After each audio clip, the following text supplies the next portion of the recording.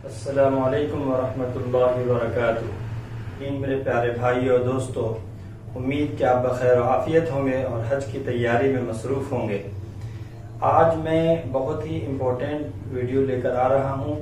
एहराम बांधना जो वक्त मुतय्यना के लिए होता है, उम्रा के लिए या हज के लिए आपको बांधना ज़रूरी है। तो इस तरीके को आप घर में ही प्रैक्टिस कर लें। तो आप देखें, एक तरीका एहराम बांधने का ये है। एहराम बांधने के बाद क्या चीज़ें मना हैं, यानी ममनुआत एहराम और मकरूहात एहराम, यानी वो चीज़ें जो मकरूह हैं एहराम बांधने के बाद, वो अगली वीडियो में आपको बताएंगे। कि हम जो है अपने दोनों सिरे को एक साथ मिला लें और इसको यूं इस तरह खींच दें, और खींचने के बाद यहाँ इस तरह दबाएं और यहाँ से टाइट करके, यानी ढीला नहीं लाना, यहाँ बिल्कुल टाइट करना है। और टाइट करने के बाद यहाँ इसे लाकर इस तरह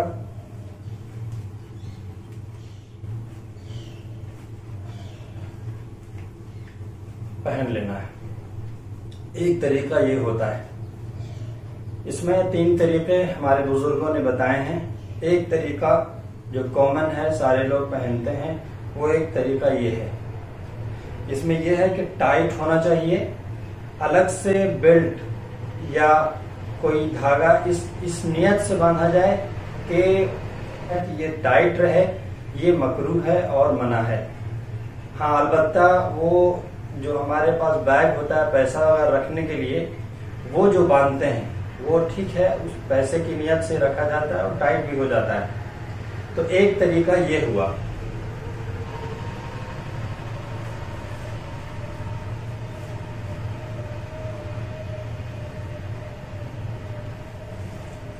दूसरा तरीका यूं हुआ कि ये वाला सिरा जो दायां देख रहे हैं, ये हाथ जो राइट हैंड साइड का है, ये आप यूं निकाल लें इसको, है ना, इस तरह खींच लें और इसको इस तरह अंदर ले लें।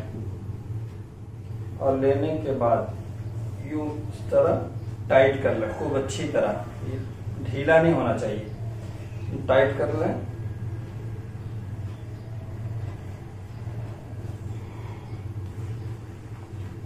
ये हो गया आपको दूसरा तरीका।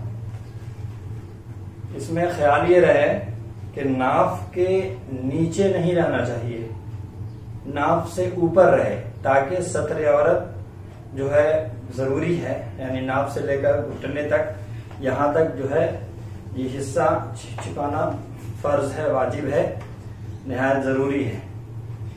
तो नाफ से ऊपर रहना चाहिए, नीचे नहीं रहना चाहिए, ताकि जो है सत्र खुल न जाए। दूसरा तरीका हुआ। तीसरा तरीका ये है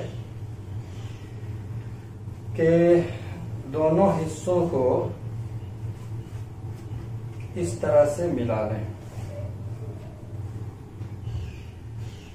यानी देख रहे हैं आप, ये सिरा है और ये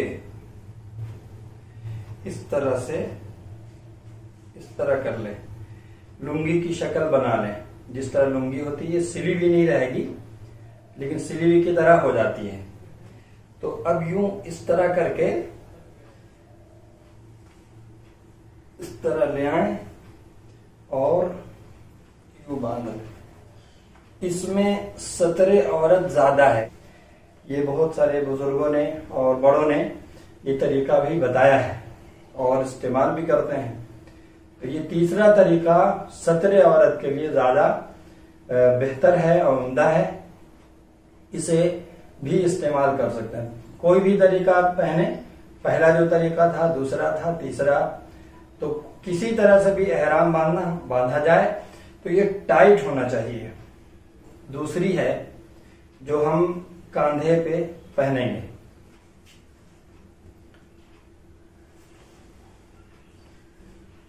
दूसरा देख लें,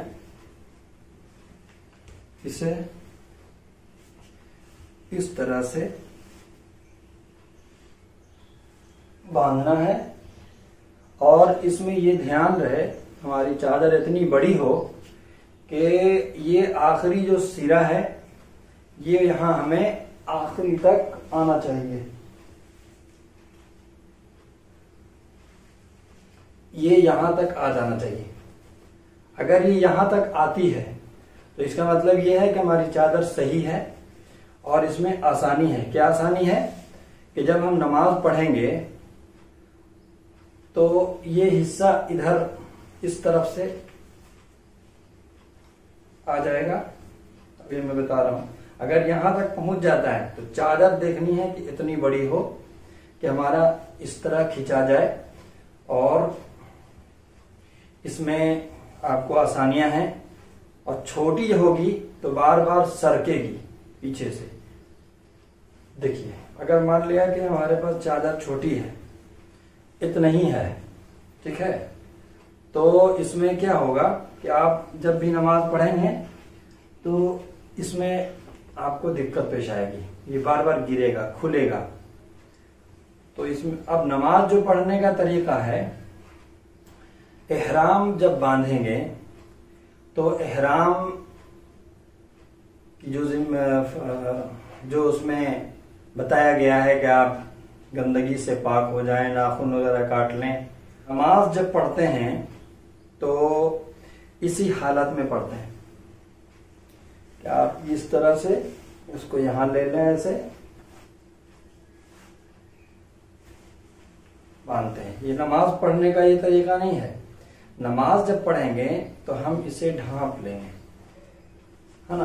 नमाज इस तरह से पढ़ेंगे और सर भी छुपाएंगे उस वक्त जब हम अभी नियत नहीं कर चुके हैं। यानी अगर नियत नहीं किया है तब हम सर ढकेंगे, यानी एहराम उम्रे की नियत या हज की नियत। जब हम नियत कर चुके हैं और हमारे ऊपर पाबंदियां आयद हो जाएंगी तब सर पे एहराम नहीं रखेंगे। एहराम के लिए तौलिया वाला एहराम खरीदें। ये कम सरकता है, बदन पर फिट बैठता है, अगरचे थोड़ी गर्मी लगती है। एहराम बांधने से पहले नाखून बाल काट लें।